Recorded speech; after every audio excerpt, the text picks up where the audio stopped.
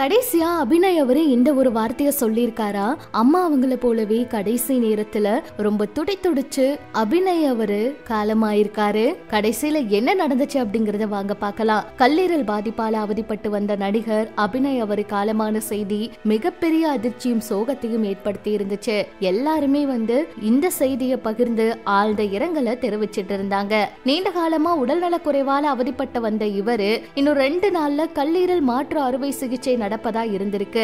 ஆனா அதுக்கு முன்பே அபிநய் அவர் இறந்துட்டாரு. திருமணம் செய்து கொள்ளாத அபிநய் அவருக்கு வயது 44. துள்ளுவதோ இளமை படத்துல பலராலும் கவனிக்கப்பட்ட நடிகர்னு சொல்லலாம். அதுக்கப்புறம் இவருக்கு நிறைய பட வாய்ப்புகள் வரும்னு நினைச்சாங்க.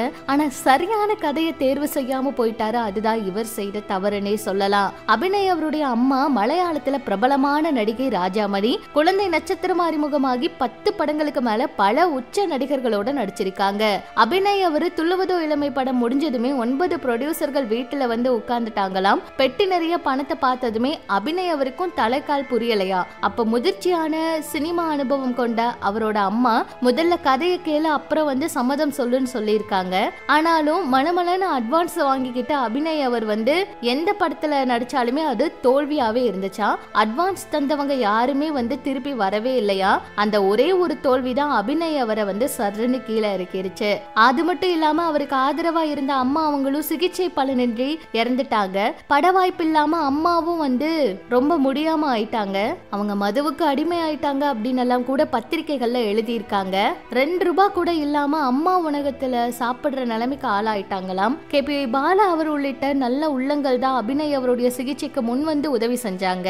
அபிநய் அவரு இப்ப அவ்வளவு உதவி என்னதான் யார் செஞ்சாலுமே அவரோட உடல்நிலையை காப்பாற்ற முடியாம அவர் இறந்துட்டாரு. பாலா அவரும் வாடகை பணத்தை உடனே அனுப்பி வச்சிருக்காரு. வாடகை பணம் எல்லாம் கூட அபிநய் அவருக்கு ஹெல்ப் பண்ணிருக்காரு. கடைசியா அவர் பேசினது இன்று காலையில தான் அவர் இறந்துட்டாரு அப்படின்னு ரொம்ப உருக்கமா சொல்லியிருக்காரு. ஒரு பிரபல நடிகருக்கு போனை போட்டு தன்னுடைய நிலைமையை சொல்லி கதறி அழுதிருக்காரு அபிநய். அந்த பிரபல நடிகர் எதுவுமே பேசாம போனை வச்சுட்டாராம். அப்பதான் விஜய் சேதுபதி அவரு அபிநய் அவருக்காக முன் உதவி செஞ்சிருக்காரு. அபிநய் அவருடைய அம்மாவுக்கு வந்த நிலைமை அவருக்கு வந்திருக்கு. குடியோத உதவிய நாடி அபிநய் அவரு உடல்நல குறைவால பாதிக்கப்பட்டு இப்ப இறந்துட்டாரு. அபிநய் அவருடைய இறுதி சடங்கு செய்ய சொந்தக்காரர்கள் நண்பர்கள் யாருமே வரலையா. இந்த விவகாரத்துல நடிகர் சங்கம் தலையிட்டதுமே அவரோட உறவினர்கள் நடிகர் சங்கத்தை தொடர்பு கொண்டாங்களாம். அதுக்கப்புறம் அபிநய் அவருடைய உடல் சென்னை ஏவிஎமோட மின் மயானத்துல வைத்து தகனம் செய்ய அனைத்து ஏற்பாடுகளும் தயாராயிருக்கு. ஆனா இது ரொம்பவே கொடுமை. ஒரு நல்ல நடிகரா இருந்த ஒருத்தருக்கு இப்படி ஒரு நிலைமையா அப்படின்னு எல்லாருமே சொல்றாங்க. நடிகர் பாலா அவர் கடைசி வரைக்கும் அபிநய் அவர் கூட இருந்திருக்காரு. இறுதி ஊர்வலத்திலயும் இருந்திருக்காரு. சினிமா ஒரு நன்றி கிட்ட உலகங்க. இங்க கீழே விழுந்துட்டா தூக்கிவிட யாருமே வரமாட்டாங்க அப்படிங்கறத நல்லா புரிஞ்சுட்டே அப்படின்னு அபிநய் ஒரு பேட்டியில சொன்னது உண்மைதாங்க. இது பற்றி உங்களுடைய கருத்தை சொல்லுங்க.